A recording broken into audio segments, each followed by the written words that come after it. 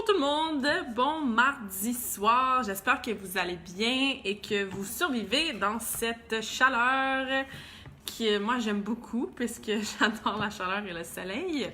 N'oubliez pas de bien vous hydrater, donc de boire beaucoup d'eau, de manger des fruits qui contiennent plein d'eau, ça fait toujours du bien si vous entraînez, de faire attention de ne pas vous entraîner dans la chaleur extrême. Donc, je disais à certains de mes clients que vous pouvez vous entraîner soit le matin plus tôt ou le soir plus tard quand c'est un peu moins chaud. Si vous pouvez vous entraîner aussi à l'air climatisé, encore mieux. Ou si vous entraînez dans un endroit qui fait super chaud, bien soit vous pichez dans la piscine, dans le lac près de chez vous ou tout simplement prendre une douche d'eau froide. Ça peut vous aider à abaisser votre température corporelle. Donc, bref, j'espère que vous allez bien dans cette chaleur et que vous continuez à vous entraîner et à bien manger. Des fois, comme je disais dans une vidéo sur Instagram la semaine passée, on a moins d'appétit quand il fait chaud comme ça. Donc, essayez de vous en tenir, comme je disais là, à des fruits qui contiennent plein d'eau, des choses légères, comme des salades, des légumes, etc.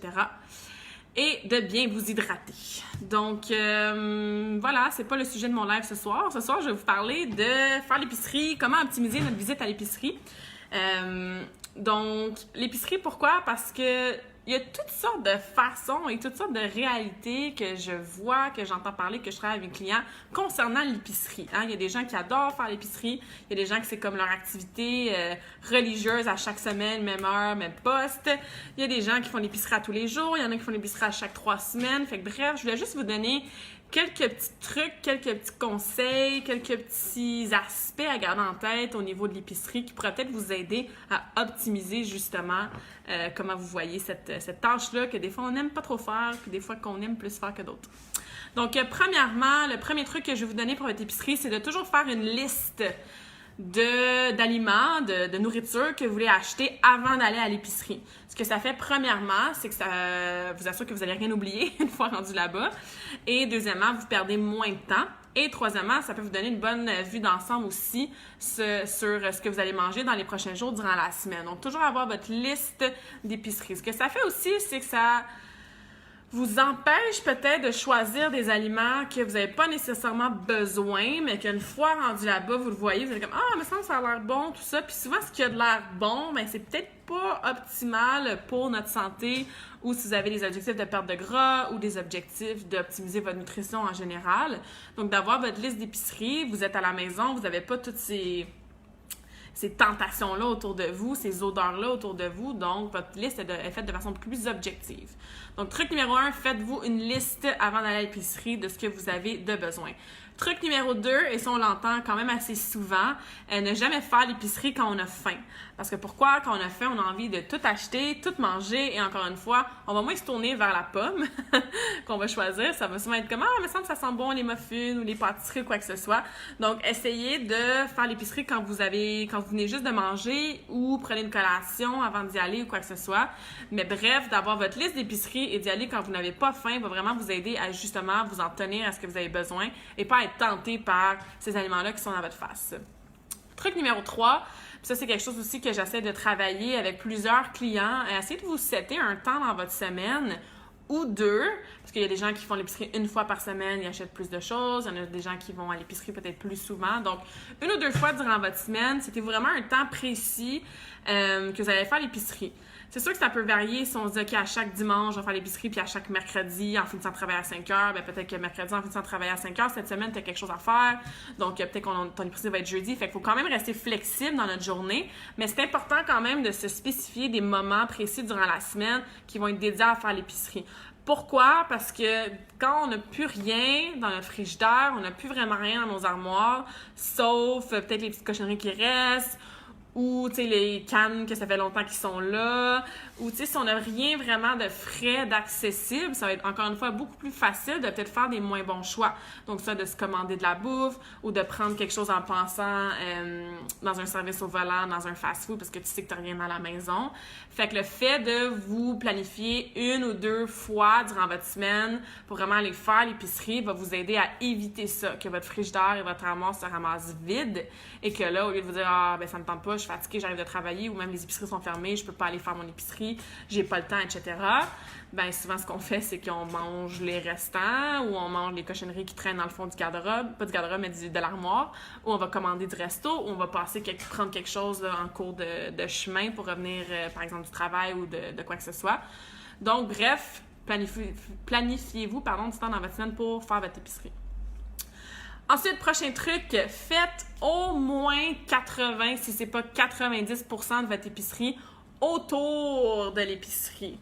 Donc, tout ce qui est les viandes, les poissons, si vous mangez des produits laitiers, les produits laitiers, genre yogourt grec, fromage, les œufs, les fruits, les légumes, souvent les noix, les graines aussi, toutes les meilleures choses optimales, les whole foods, donc les aliments complets, se retrouvent à l'extérieur de l'épicerie. Donc, ce qu'il y a dans les allées, souvent, tu n'aurais pas vraiment acheté grand-chose. C'est des aliments qui sont en grande majorité transformés, qui contiennent beaucoup de sucre, de l'huile de palme, de l'huile végétale, toutes sortes d'autres ingrédients qu'on ne sait même pas comment prononcer le nom. Donc, à part des épices, peut-être des cannes de légumes en conserve, peut-être des cannes de thon, des choses comme ça, dans les allées, la plupart de votre épicerie devrait être achetée aux alentours de l'épicerie et non dans les allées.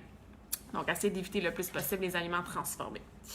Ensuite, justement, il faut savoir lire les étiquettes. Donc, quand on va à l'épicerie, c'est sûr que si on achète des fruits et des légumes, ils n'ont pas d'étiquette dessus. Ils n'ont pas d'ingrédients écrits dessus parce que l'ingrédient est l'aliment en tant que tel. Fait que ça ne servirait pas à grand-chose d'écrire sur la pomme « ingrédient, une pomme ». On s'entend?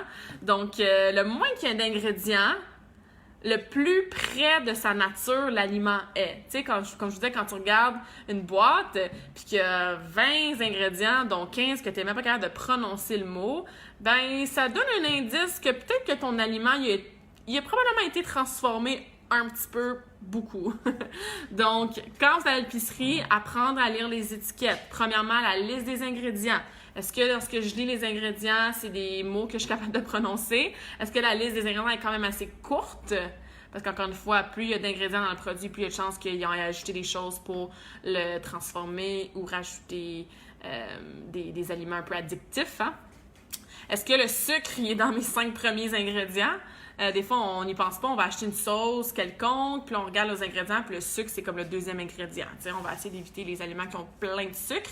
Donc, bref, prendre le temps qu'on fait l'épicerie aussi de lire les ingrédients, d'apprendre à lire les étiquettes. Et ça, c'est aussi au niveau de la valeur nutritive. Donc, valeur nutritive, je ne vais pas rentrer dans les détails. Peut-être que je ferai faire un live là, prochainement pour expliquer encore plus en détail au niveau du tableau des valeurs nutritives. Dans le fond, sensiblement, ce que ça vous dit, c'est le nombre de calories. Il faut toujours regarder la portion. Hein. Des fois, vous comparez par exemple, 2 pots de yogourt. Assurez-vous que vous comparez la même portion. Parce que des fois, il y en a que c'est, mettons, une demi-tasse. Ça va être, je sais pas moi, 100 calories. Puis là, l'autre, ça va être une tasse complète. Ça va être, mettons, 120 calories. Puis là, ça va être comme, il y a moins de calories, blablabla. Mais dans le fond, il faut toujours s'assurer qu'on compare les mêmes quantités. Vous regardez la quantité, vous regardez le nombre de calories pour cette quantité-là. Et évidemment, après ça, il y a les gras, donc les lipides, les protéines, les carbs, donc les glucides, qui sont souvent divisés aussi en fibres, en sucre. Et si, par exemple, vous avez 25 grammes de glucides, il y a 5 grammes de fibres et 10 grammes de sucre. Dans le fond, le 10 grammes qui reste, c'est de l'amidon, en fait. Fait que les glucides, c'est vraiment soit des fibres, soit du sucre, soit de l'amidon. L'amidon, souvent, on ne l'écrit pas sur l'étiquette, mais c'est ce qui complète, en fait, le glucide. Donc, vous avez votre glucide aussi. Encore une fois, le sucre, on essaie de faire attention. Des aliments riches en fibres, toujours intéressant aussi à avoir. Si, par exemple, vous achetez des céréales, il peut y avoir des glucides. Évidemment, il va y avoir des glucides, mais c'est mieux d'avoir des céréales, par exemple, qui ont plus de fibres, qui ont des protéines dedans, qui ont moins de sucre. Le pain, c'est la même chose. Donc, à regarder au niveau des glucides. Et vous avez vos protéines aussi. Donc, vous pouvez aller voir là en bas. Évidemment, vous avez aussi une liste des vitamines, des minéraux. Ils les écrivent pas toutes. Souvent, on voit source négligeable de, mettons, vitamine C, fer, blablabla. Donc, vous pouvez regarder ça aussi. Mais souvent, ce qu'on veut regarder de façon le plus générale sur notre valeur nutritive, c'est les calories, protéines, glucides et lipides. Fait que je ne vais pas plus en détail. Si jamais ça vous intéresse d'en savoir plus, je pourrais peut-être faire un petit live là, seulement sur les étiquettes. Mais bref, prochain truc, comme je vous disais, apprendre à lire les étiquettes, la valeur nutritive, et les ingrédients. Prochain truc, avant de payer. Donc là, tu as fait ton épicerie, tu as suivi ta liste, hopefully, tu as mangé avant d'y aller, donc tu n'as pas été tenté par toutes ces cochonneries-là ou ces bonnes odeurs-là de choses que tu n'as pas vraiment besoin, mais que c'est plus ta gourmandise qui te parle. Tu as fait la majorité de ton épicerie aux alentours de l'épicerie et moins acheté de choses dans les allées. Tu as regardé les étiquettes, la valeur nutritive, les ingrédients. Avant d'aller payer, une fois que tu as complété, que tu arrives avec ton panier, prends 2 minutes pour regarder ce qu'il y a dans ton panier. Puis regarde, vite, puis est-ce qu'il y a des aliments, de la nourriture ou n'importe quoi qui est peut-être un peu superflu. Que moi, mon père, il niaise toujours ma mère, tu sais, ils vont faire l'épicerie, puis là, il va rajouter une petite boîte de gâteau style vachon là, dans le panier. Là, il va arriver à la caisse, ma mère va être comme, bon, voir que tu as mis ça dans le panier. Puis là, il fait semblant que c'est quelqu'un d'étranger dans l'épicerie, que, oups, il a mis ça dans son panier par hasard, entre guillemets. Tu sais, il niaise, c'est clairement lui qui l'a mis, là. Mais bref, c'est ça pour vous dire qu'avant d'arriver pour payer, regardez votre panier. OK, est-ce que j'ai vraiment les aliments que j'ai besoin? Est-ce que ça va vraiment avec mes objectifs d'optimiser ma santé, de perdre du gras, d'avoir des aliments que j'aime durant ma semaine, qui vont me donner des aliments, des repas nutritifs? Est-ce que j'ai peut-être mis 1 ou 2 éléments que finalement, j'ai pas vraiment besoin, puis qui vont pas vraiment avec mes objectifs de santé? Donc, avant de payer, prochain truc, regardez vraiment dans votre panier si ce que vous avez là est vraiment ce que vous avez besoin, ce que vous aimez, et il n'y a pas des petites choses superflues qui se sont glissées là, mystérieusement. Ensuite, un petit peu dans le même ordre d'idée, ne pas acheter de trigger food qu'on appelle.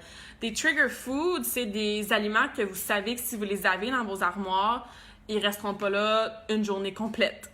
Souvent, vous allez arriver, vous allez tomber dans le sac ou tomber dans la boîte de biscuits ou tomber dans je sais pas moi, le sac de chips. Puis, c'est un élément qui trigger, donc qui met en marche. Souvent, c'est très associé de façon plutôt émotive. Hein? On mange du chocolat parce qu'on adore le chocolat, puis ça nous réconforte. Ou on est devant la télévision, puis on va finir le sac de chips. Fait que si on n'a pas ce genre d'aliments-là qui nous trigger, qui nous amène des comportements peut-être moins pensés, moins mindful, plus comme émotifs ou sans vraiment y penser, ben on les achète juste pas.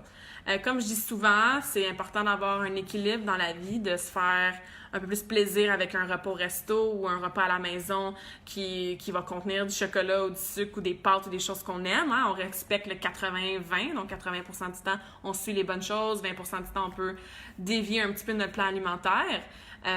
Mais par contre, quand on a ce souper-là qui s'en vient, ou ce déjeuner-là, qu'on le sait qu'on va manger quelque chose de différent, ben on prend le temps d'aller l'acheter à l'épicerie, puis on achète ce qu'on a besoin pour ce repas-là. D'en avoir dans nos armoires de façon continuelle. Premièrement, ben à chaque fois que tu ouvres l'armoire, tu l'as d'en face, fait que la tentation est beaucoup plus grande.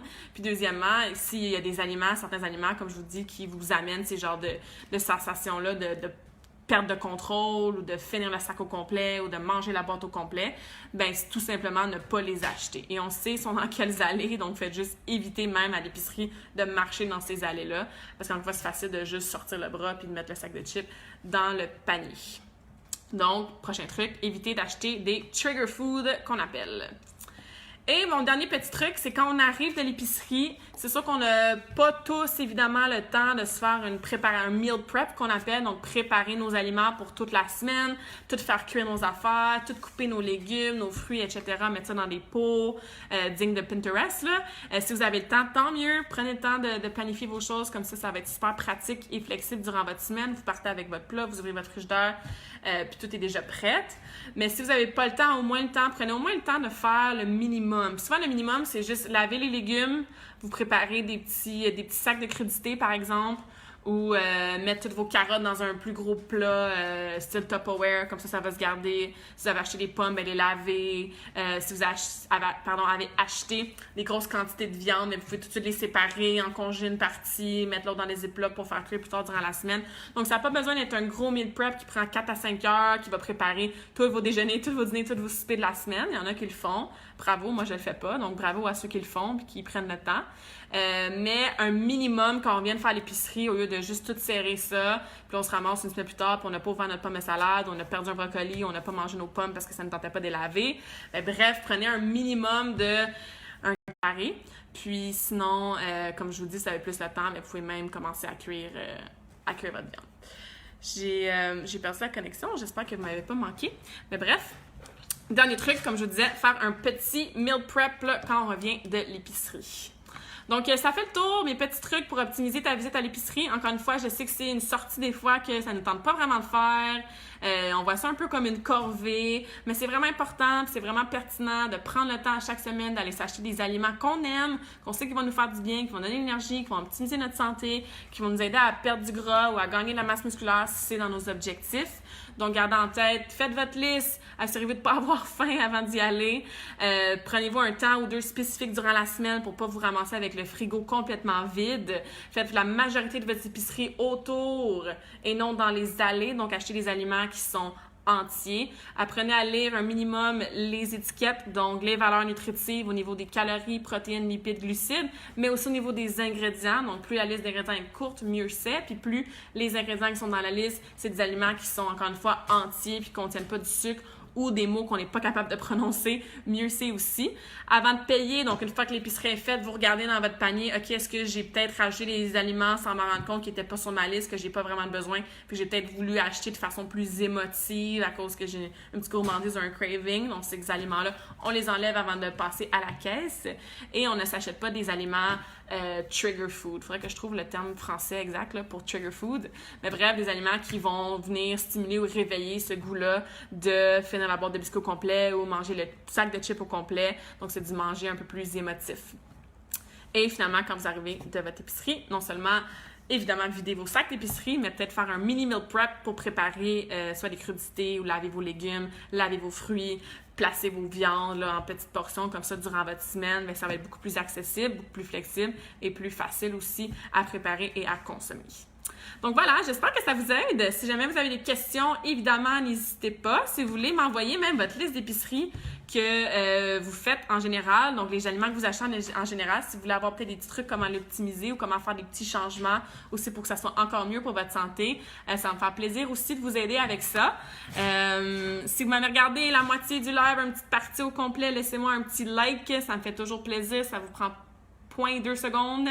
Et moi, ça fait une différence parce qu'il y a plus de gens qui peuvent voir mon live après et qui vont pouvoir faire une épicerie de façon super optimale. Si vous avez d'autres questions sur d'autres sujets, comme d'habitude, n'hésitez pas. Puis je vous souhaite un excellent mardi soir. À bientôt!